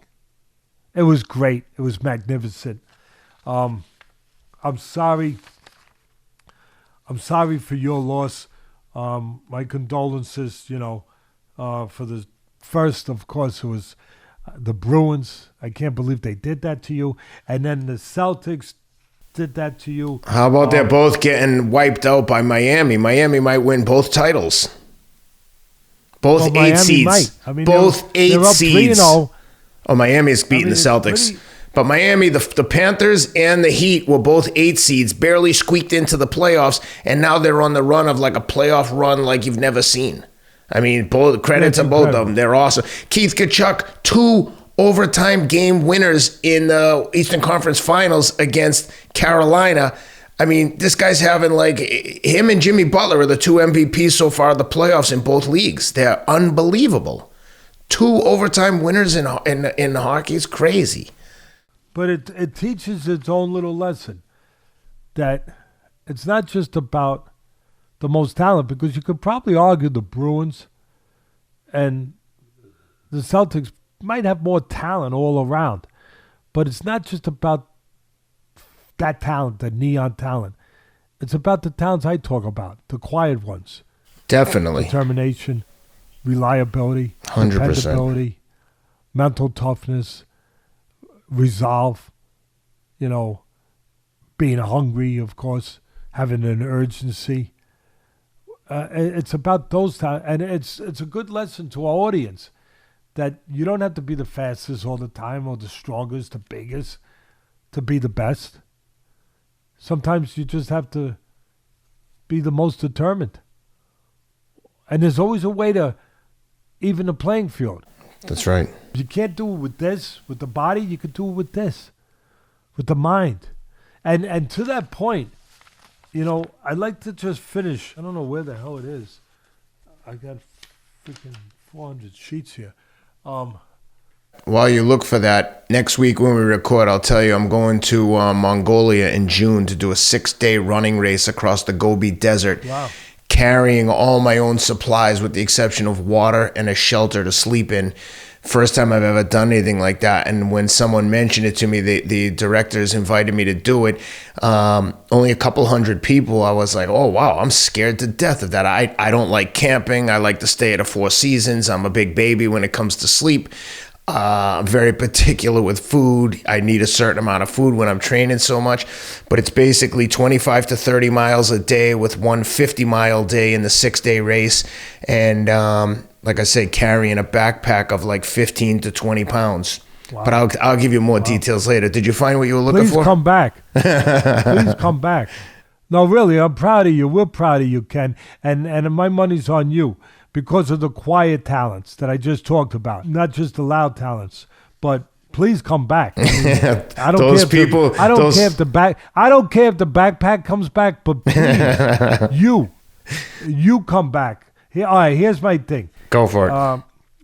Keith Sullivan, my great friend, the great attorney who's going to help us put this national commission together, along with my son, my daughter, our team, so many good people around us. Fred Sternberg, the great PR man. We're gonna call on all the people that care about this sport to be part of this. It's a collective effort. It takes a village, and it will take a village to put this commission together to change the trajectory of this sport where it's going in a bad direction. But anyway, getting back to the Friday night, Keith Sullivan talked me into talking about this. He said, Teddy, big favorite, Celtics. He likes you. He follows you. He said, I know this is going to upset Ken a little bit. He said, but here's the Celtics, big favorite, playing the underdog Miami. They heat it down. I didn't even know this. They heat it down 15 with under 5 minutes left. The Celtics, turning point, obviously, in the whole series, the whole game. 5 minutes left, and the Celtics, you called his name out before, Williams, he's trash-talking Jimmy Butler of the Heat.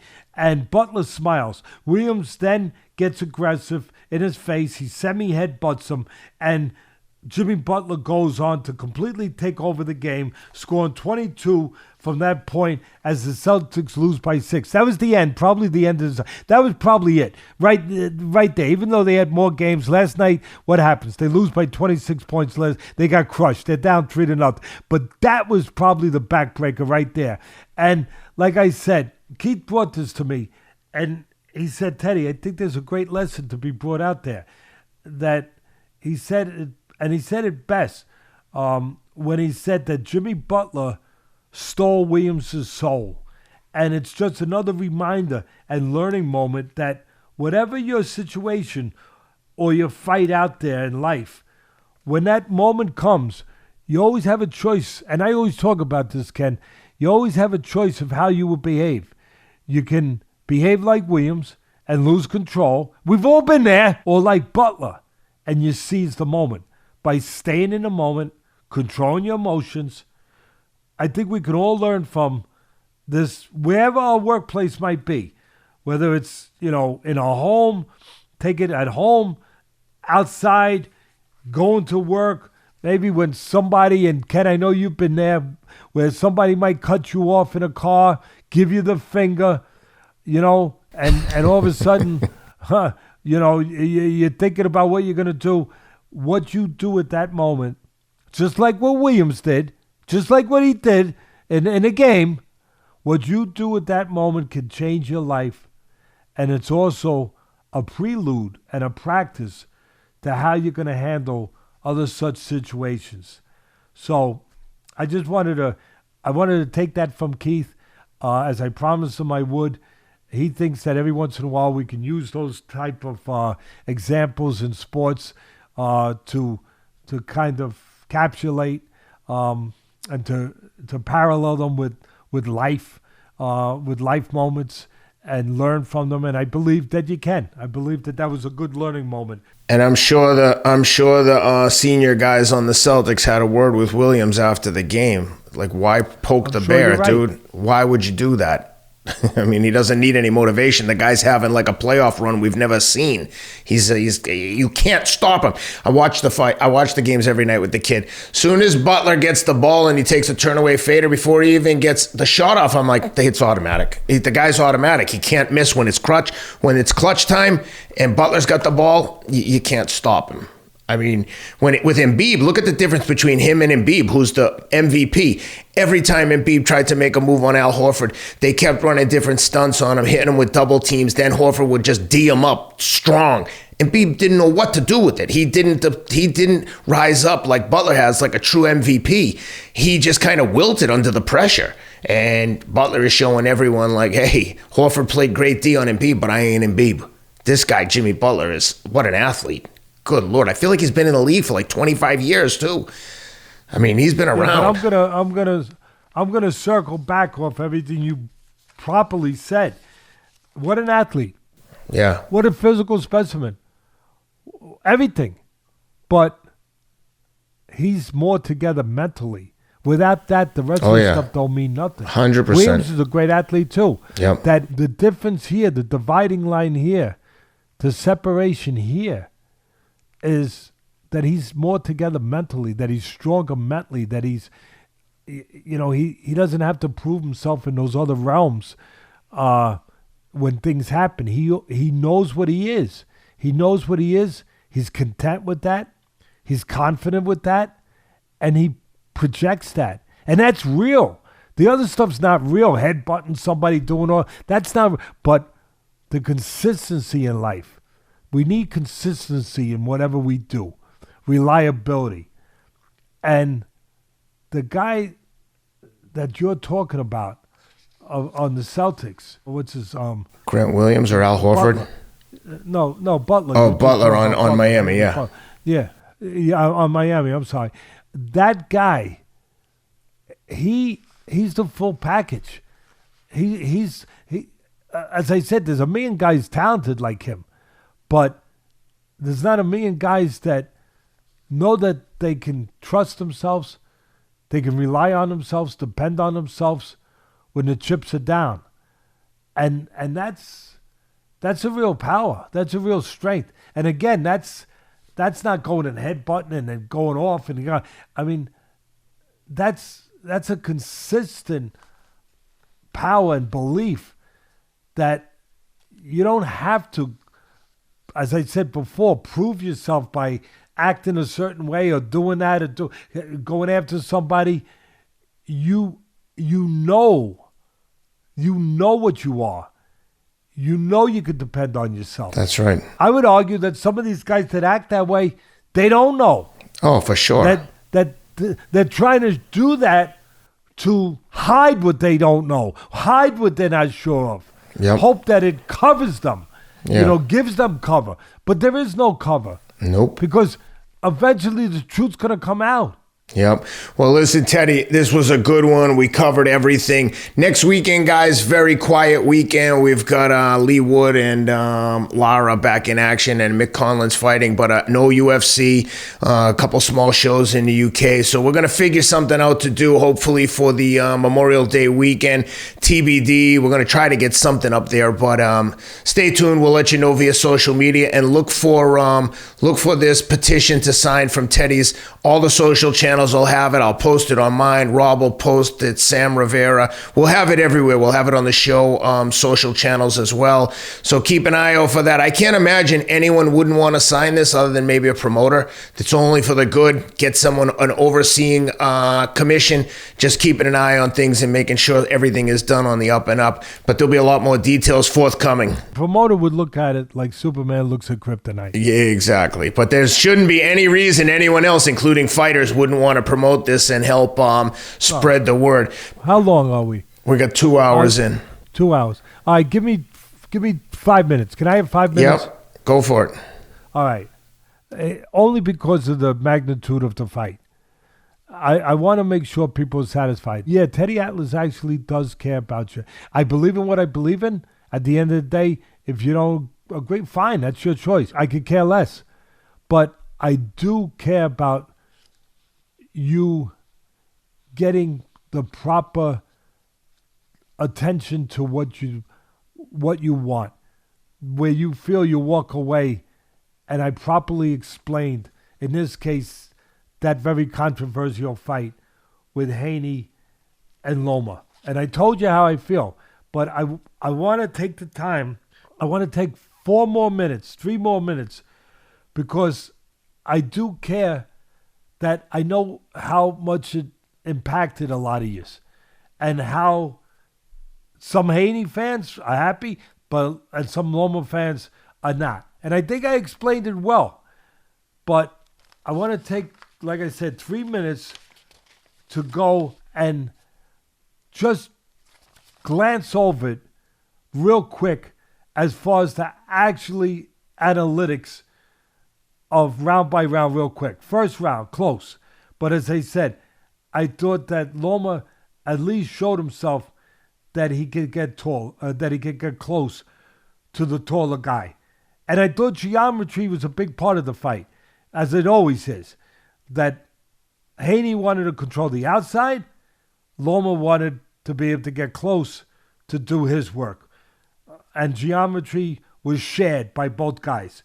As far as advantage of geometry. Second round, another close round. Good body work by Haney, but combinations by Loma. Third round, one thing I noticed was both have good hand speed, but Loma had the quicker feet, and he was using them to close the gaps. Fourth round, good round for Haney. It's always about the geography, and the outside had to be owned by Haney, inside by Loma, and Haney owned the outside. Fifth round, Loma's best work was when he forced, or actually I thought, when he needed to force Haney back and go with him to catch him going straight back. And he did. That was when Loma had his better moments. Sixth round, I wasn't sure. I said 6 or so I wasn't sure. But I said Loma needed to get busy, as I said earlier, that Haney had a lead. So somewhere around the 6th, 7th round, I was saying that. And then get to the last couple rounds. 9th round, close. Again, there was a lot of close rounds. Loma needed to show his experience and his edge in that department in the late rounds. We're in the late rounds. He needs to start showing it. And sure enough, 10th round, big 10th round. Biggest round maybe of the fight for either fighter. Then 11th round. Again, he shook Haney, but then for whatever reason, I thought he made, as I said, a mistake by taking a foot off the gas. I thought it was a big mistake. After the 11th round, I felt that Loma was in charge and in position to close the show. And in the last round, he didn't close the show. I also felt that he lost some of his momentum by letting up in the 11th, and sure enough, as I said, he didn't close the show. And as I said, to the credit of Haney, he had a comeback round. That 12th round was a comeback after a couple losing rounds where he came back, and for him, he won the fight. I mean, maybe he won the most important fight, the fight inside himself, to show himself that, hey, I am a champion. I do live and behave and act like a champion when I need to. And he did. And like I said, at 35, who knows? Maybe, Loma knew his body obviously better than anyone else. He knew that he didn't have enough left in the tank to continue to push the way Loma fans would have liked him to push. But at the end of the day,